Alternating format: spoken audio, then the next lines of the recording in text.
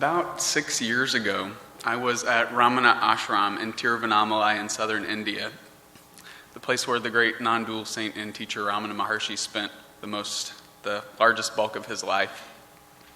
And I found myself, it felt like called to this place through a strange series of promptings that came from different friends and synchronicities that I couldn't ignore.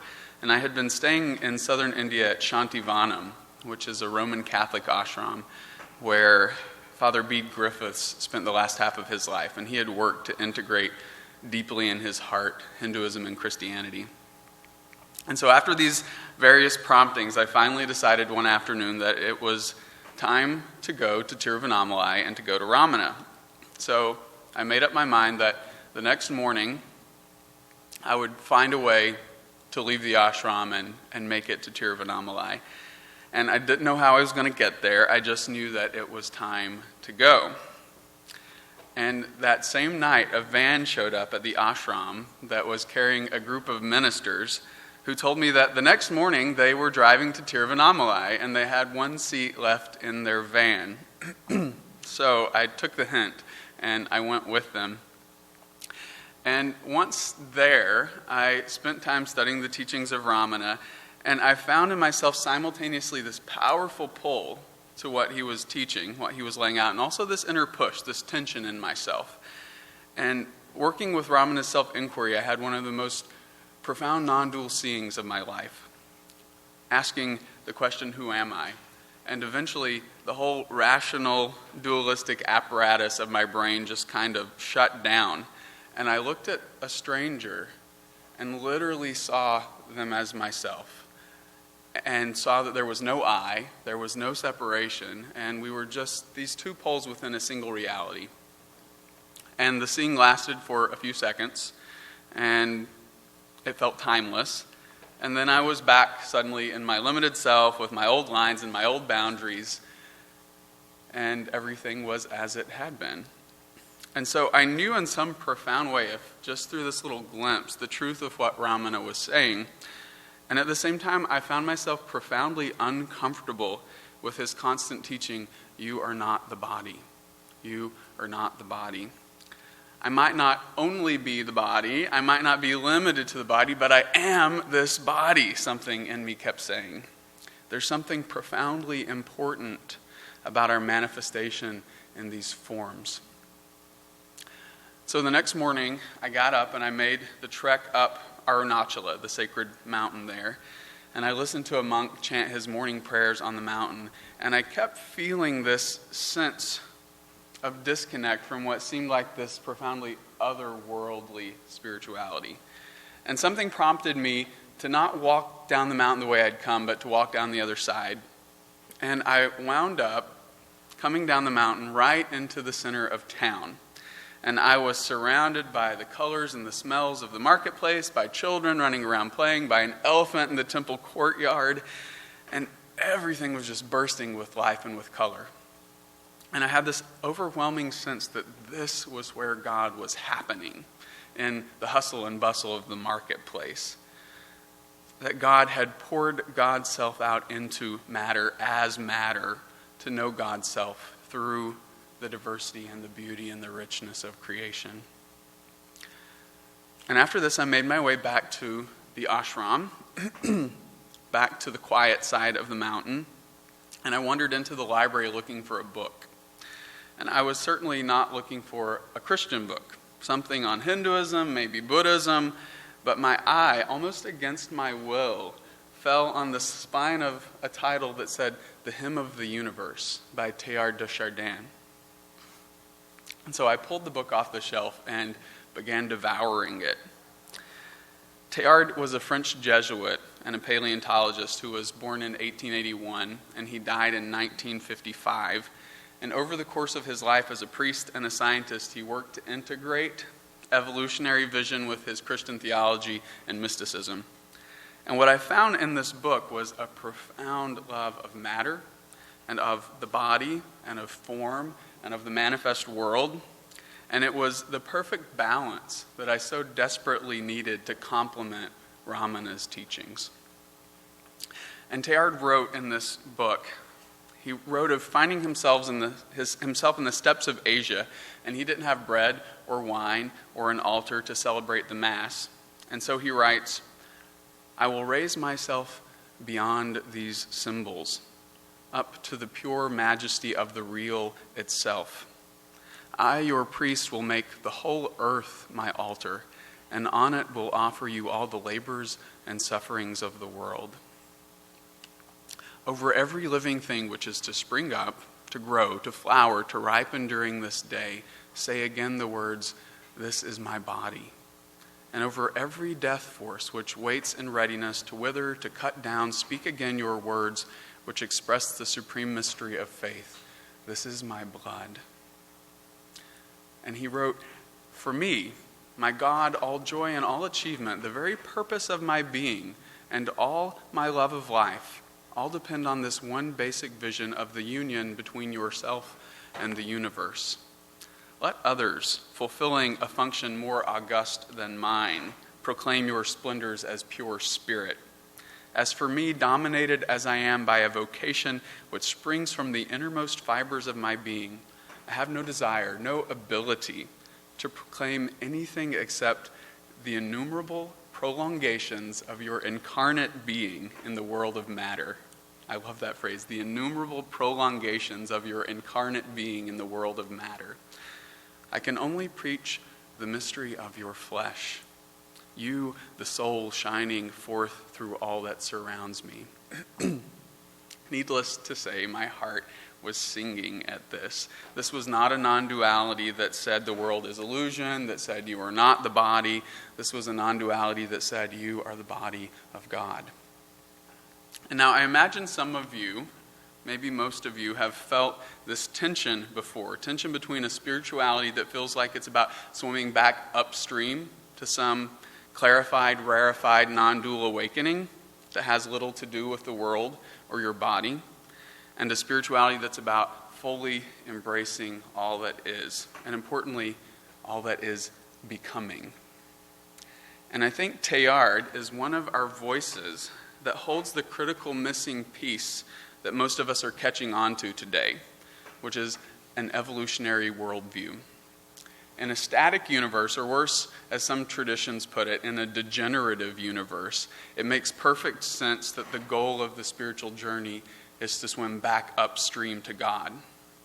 But in an evolving and converging universe, the goal is to drive the whole creation forward toward what is becoming, toward what is trying to come into form.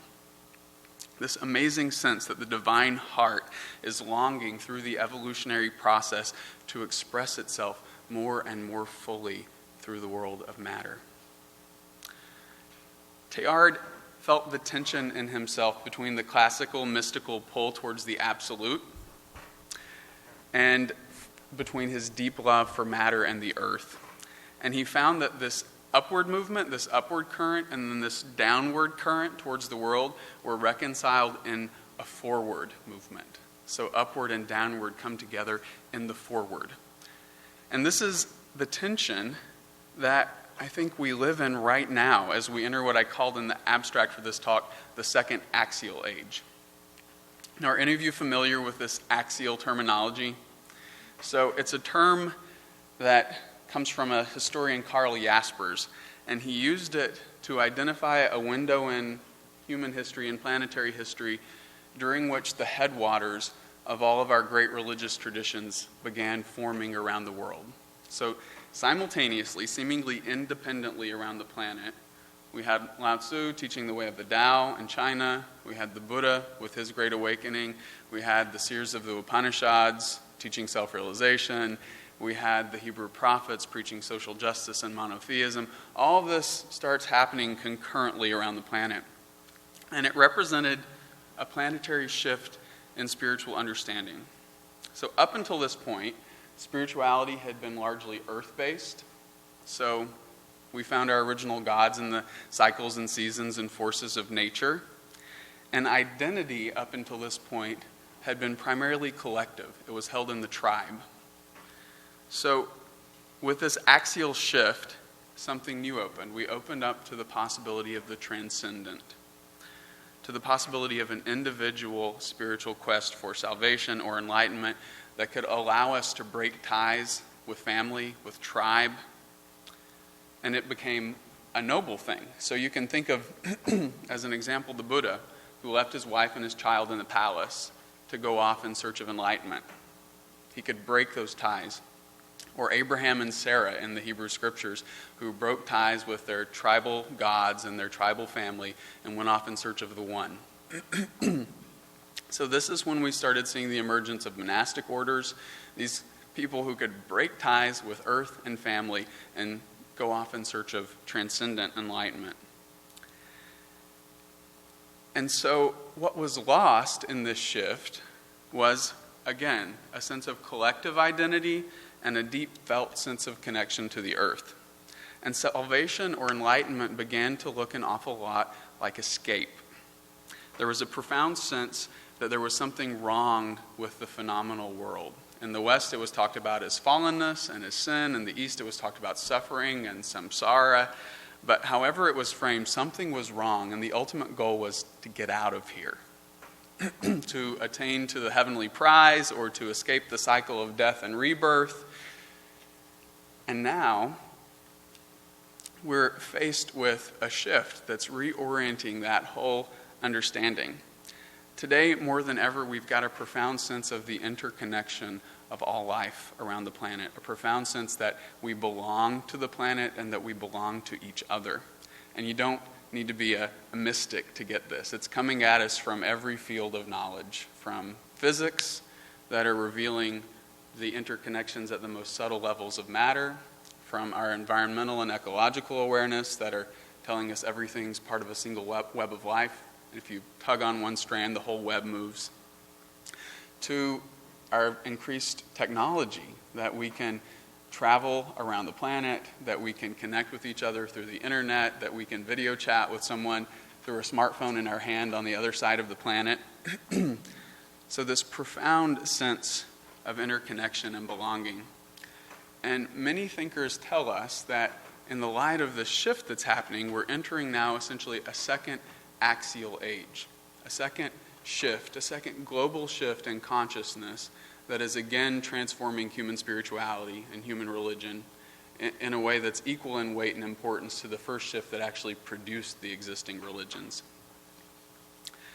And what's happening, we're actually picking up everything that we lost in that first axial shift.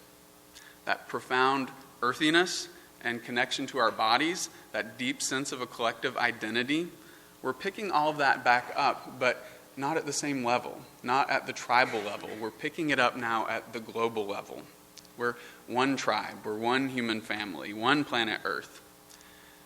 And while our ancestors may have opened this door to the transcendent as a means of escape, I think what we're finding is that they were really opening this door so that the transcendent could flow more fully into this realm and inform and evolve this realm, not so that we could escape from this world. So, again, it comes back to that whole movement of uniting the upward movement towards spirit, the downward movement towards matter, and this forward movement, this evolving current. And so we're actually in this time of binding together heaven and earth, you could say, of binding together the immanent and the transcendent, of spirit and body, of time and eternity. We're weaving them together. And so salvation or enlightenment or awakening all begin to look a little different. We realize that we can't leave this earth or our bodies or each other behind in the process. We will either awaken together, hand in hand, or not at all. And the stirrings of this understanding are already present in our spiritual lineages. For the longest time, scholars lumped Christianity and Islam in with the first axial religions, even though they were actually formed well after that first axial window. But what I want to suggest is that they, along with other currents emerging in the other spiritual lineages, were actually the first stirrings of second axial consciousness. So Christianity, for example, has always rested uneasily with those first axial road maps, although again and again we've roped it back into them. If you look at its most basic doctrine of the incarnation, there's this profound sense of embracing the phenomenal world. For God so loved the world that the Word became flesh. So this profound sense of divinity in matter and in body. And I wonder if this might be the very reason that Christianity for so long rested uneasily with and sometimes suppressed its own mystical tradition, because it feared the otherworldly path of ascent that seemed to be embedded in much of those mystical currents. And although you hear contemporary Christians speak about their personal Lord and Savior, the New Testament image has always been one of collective awakening, an emerging, expanding, organic body of Christ into which individuals are incorporated. St. Paul spoke of the whole creation groaning in labor pains as it worked to bring forth something new. He wrote, "I consider the sufferings of this present time are not worth comparing with the glory about to be revealed to us." So again, there's this profound sense of forward movement, that the manifest world is moving towards something and that it's not to be escaped from or rejected. And we see the same understanding at almost the same time in the life of the planet emerging in Buddhism with the rise of the Bodhisattva vow. So the ideal in that shift became no longer individual enlightenment and total extinguishment in nirvana, but instead a pledge to forswear that final dissolution and to remain in the phenomenal world working for the collective awakening of all beings. So again, a shift from the individual and escape to the collective and belonging. The same thing in Islam. We see the contemplative and the monastic impulse transformed profoundly in the Sufi orders into a this-worldly embrace of life. So Sufism is the mystical tradition within Islam, and it never arranged itself into celibate monastic communities. It actually insisted that the contemplative current and work remain integrated into life in the world. And it modeled itself on the life of the Prophet Muhammad, who was a husband and a businessman and a father and a lover. And so they said, this current has to stay in the life of the world. So the second axial current has been stirring for some time. And now with our emergence as a global humanity, it's finally coming into its own. And Teilhard de Chardin, working from within the Christian tradition, he saw this so very clearly, and he framed it within evolutionary terms. So he stepped back and he looked at the evolution of the planet. He saw first the emergence of a geosphere, so the planet itself. And then he saw around that the emergence of a biosphere, so a sphere of life around the planet. And then he saw the emergence of what he called a noosphere. And nous is the Greek word for mind, so the emergence of a layer of mind, of conscious awareness around the planet. And Teilhard actually interpreted the work of Jesus as initiating a new phylum of love within the noosphere that would help make the next evolutionary leap. And Teilhard called this leap the Christification of the human species. So this idea that the whole species is to become Christified. And he saw the whole thing moving towards a convergence, moving towards what he called Christ Omega, or the Omega point.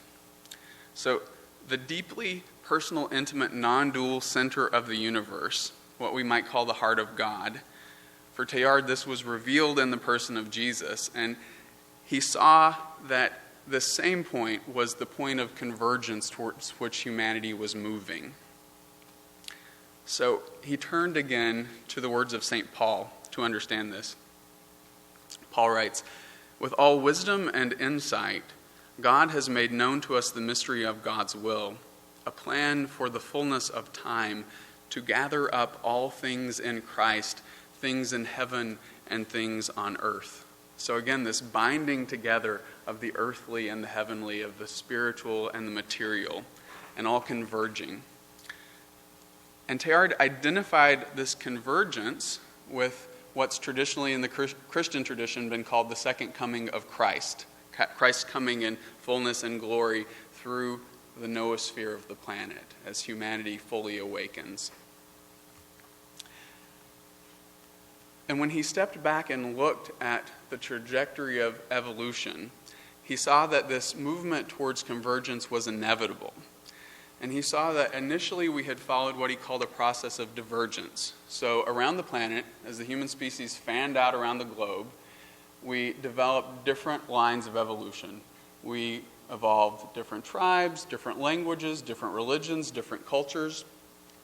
But because of the simple fact of the spherical shape of the planet and its limited surface area and the growing human population, eventually divergence would reach a necessary end and a process of convergence would be initiated.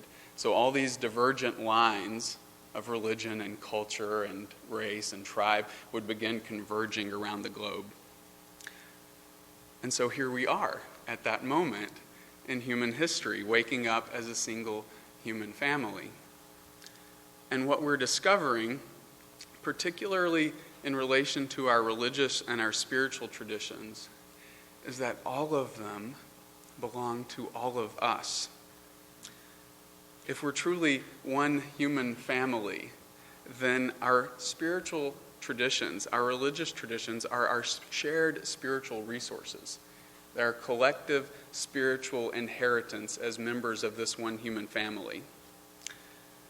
So we can't say that the Enlightenment and the teachings of the Buddha belong to a group over here called the Buddhists. We can't say that the teachings of Jesus belong to a group over here called Christians. No, all of them belong to all of us. Jesus is a universal human treasure. Muhammad is a universal human treasure. The Buddha is a universal human treasure. And these treasures have been held in trust by specific spiritual lineages, but they're the inheritance of the whole human family. And we can begin to think of the religions not as the paths of return to God, the paths flowing back upstream to God, but rather as the paths flowing out from God, as God comes into form in the world. In the Christian tradition, I think we could do no better than to expand St. Paul's metaphor, his image of the body of Christ, to its most cosmic and most universal dimensions, seeing it as the awakening body of the human family, seeing it as Teilhard termed it, this growing phylum of love within the planet. And Paul writes that in a body, an eye cannot say to a foot, I have no need of you. The hand cannot say to the head, I have no need of you. And in the same way today, as we awaken as a single planetary body, Hindu cannot say to Muslim, I have no need of you. Christian cannot say to Buddhist, I have no need of you. Israeli and Palestinian cannot say to one another, I have no need of you.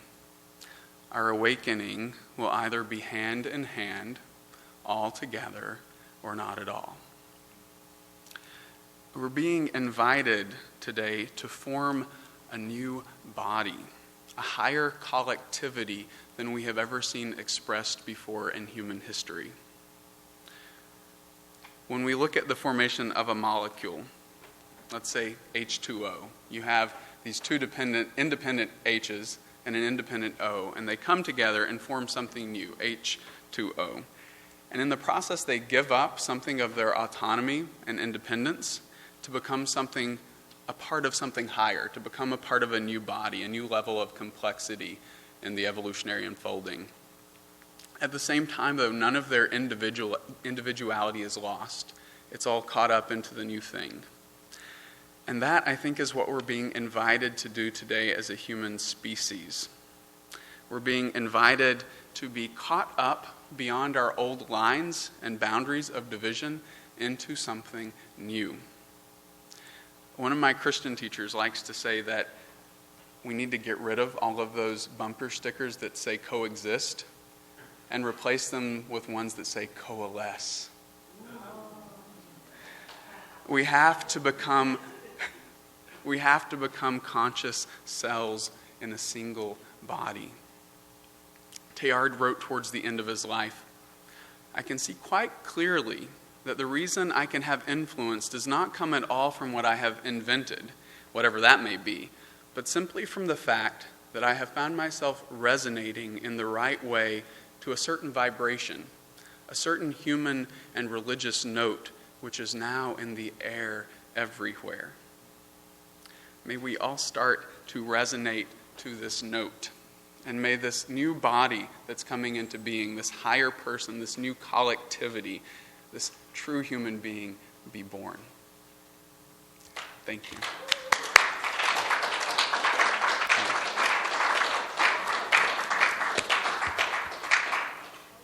Thank you.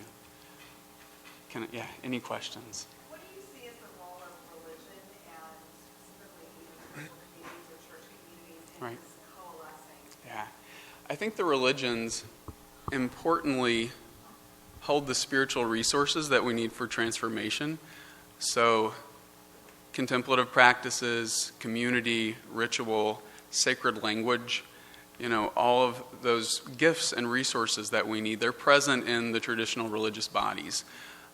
And we can work to create those outside of the traditional religious forms, but that can be hard work and everyone isn't called to it.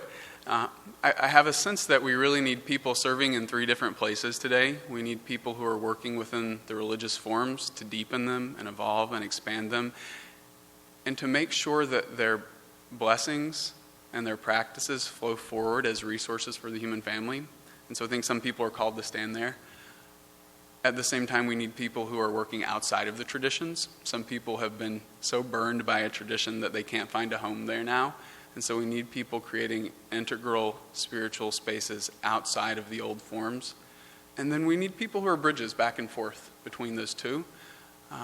So that's my sense, is that we actually need the religious forms and we need the communities to serve humanity and human awakening.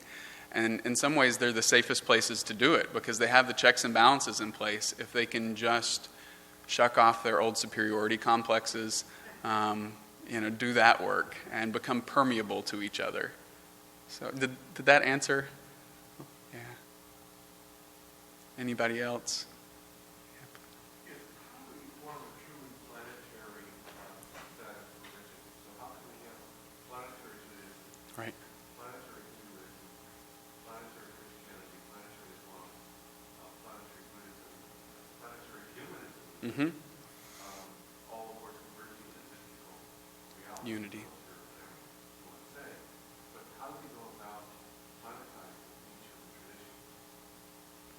And, it's accelerated conversion. In other words, where in any one tradition you get the whole Mm-hmm. reflected in that tradition, and that tradition reflected in every other tradition. Does that make sense? Yeah.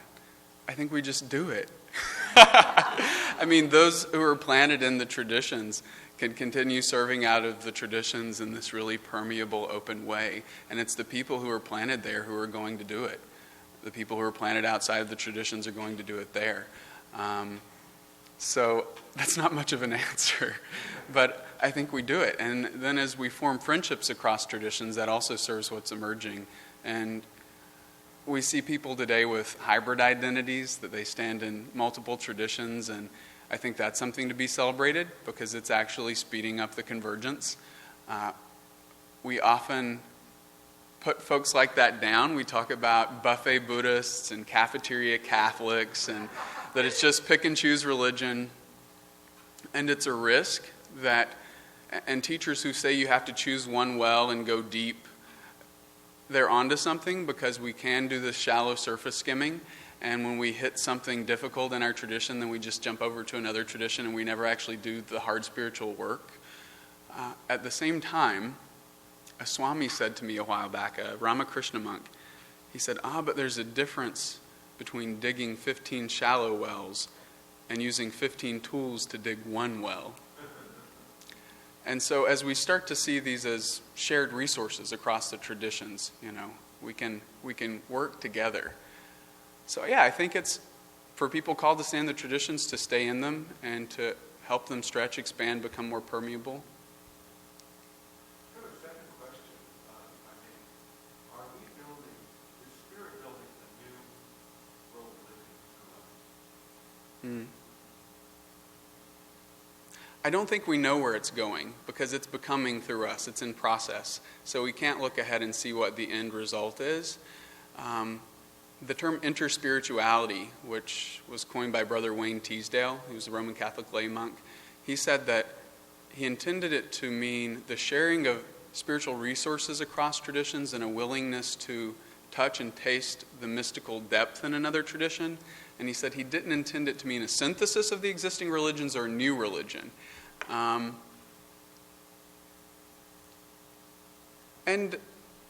I think that the diversity of the traditions can continue to serve a function, just like the different organs in a body continue to serve a function. So I don't think they all have to dissolve into something new.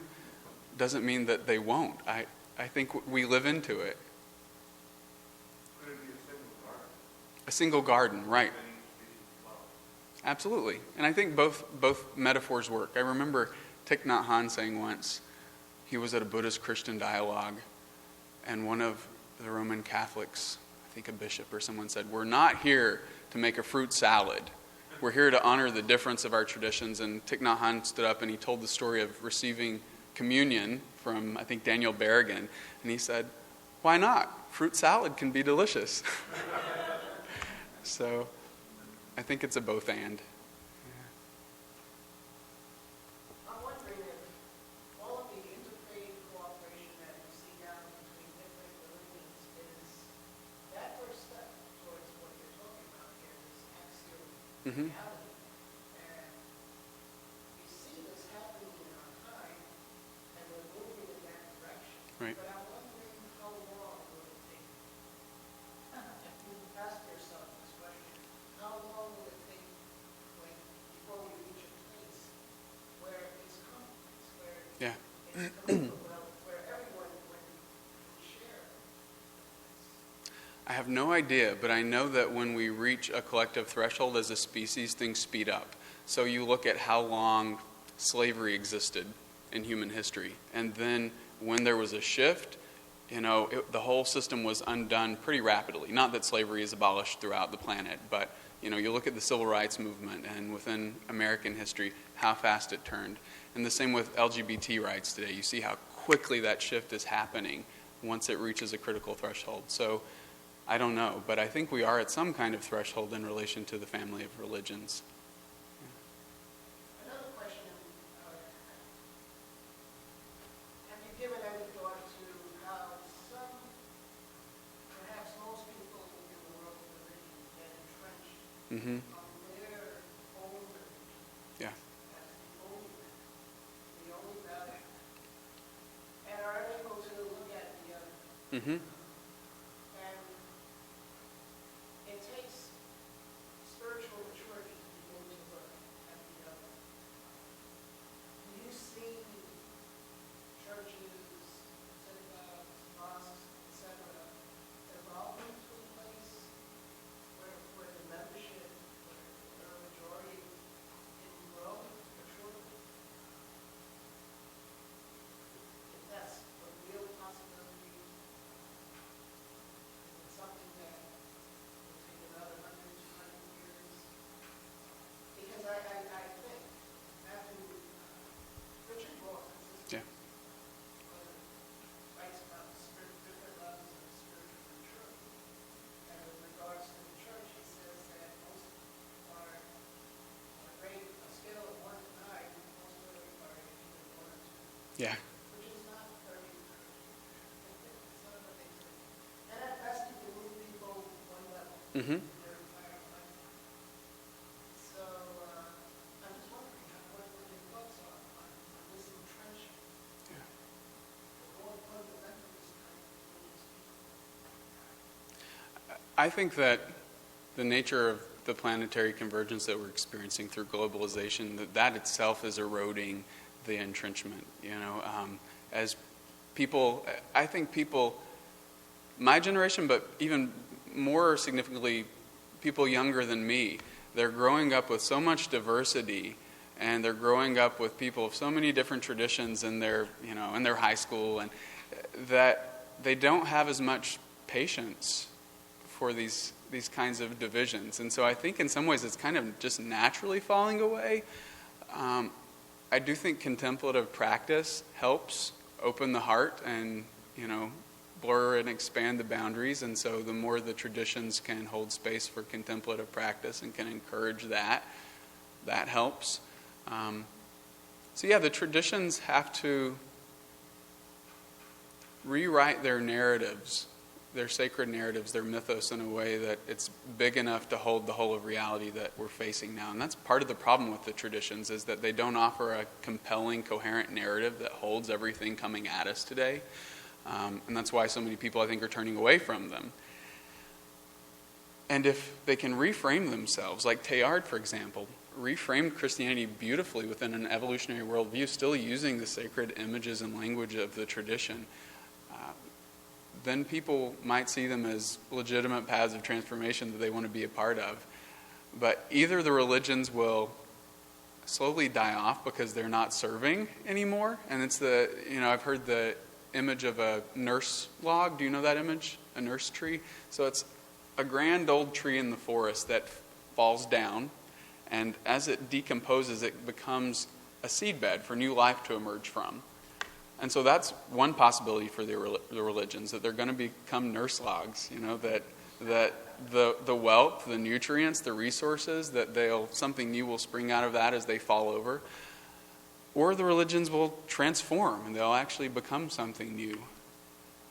But my hope is that religious congregations and communities can actually serve this, that they can hold space. And Ken Wilber talks about the possibility of the religions becoming conveyor belts that actually move people further along. And too often they've become the opposite. They install a ceiling that only lets people progress this far, and they're kind of held in. So we've got to blow the ceiling off of the religions.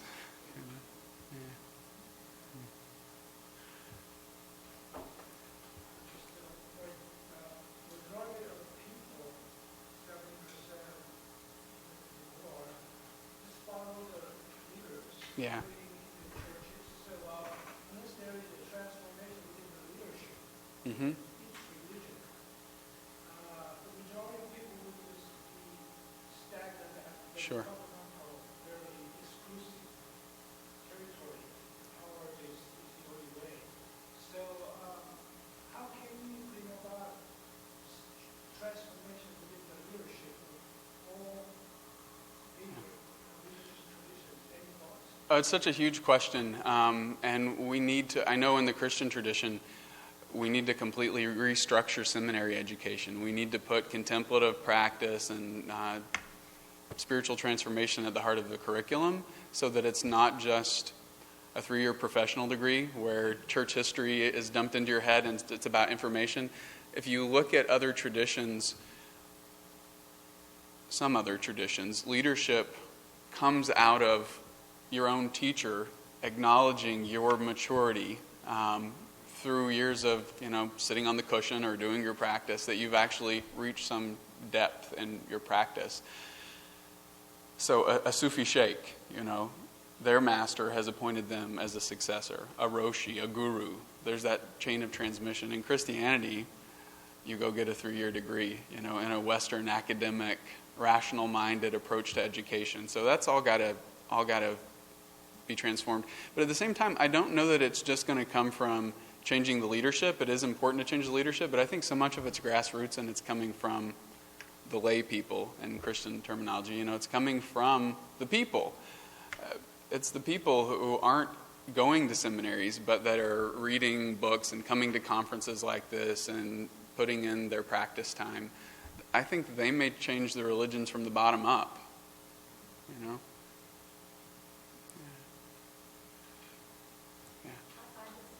love this talk. I just read your little piece and I just had to come. It's really important. And I think and I do a little teaching starting with that at Tiruvannamalai, this is where it's going.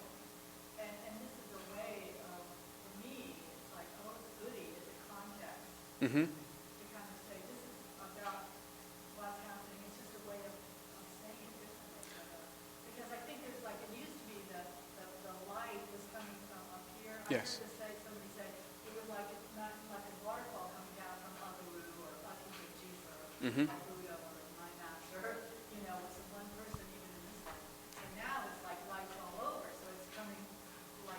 Right. like a river instead of like a waterfall, so it's like each to the other. And so that's how it's gonna, these little lights are happening all over the Yeah. planet. So the hierarchy, it just can't stand anymore. Yeah, we have to, like you said, provide a context and a new story. Because once we have a narrative that names what's happening, once we create a roadmap and we say, okay, we see this convergence, then people can get on board with this new story. And our map may not be entirely accurate, but at least it gives us some sense of where we're going. I Yeah. did a whole poster presentation and it was all visual. We are out of time. I gotta go see my poster. The last thing, though, I'll say is, Thich Nhat Hanh says the next Buddha will be the Sangha, that it's not going to be an individual, it's going to be the collective. Yeah. Thank you so much. Yeah, thank you. Thank you.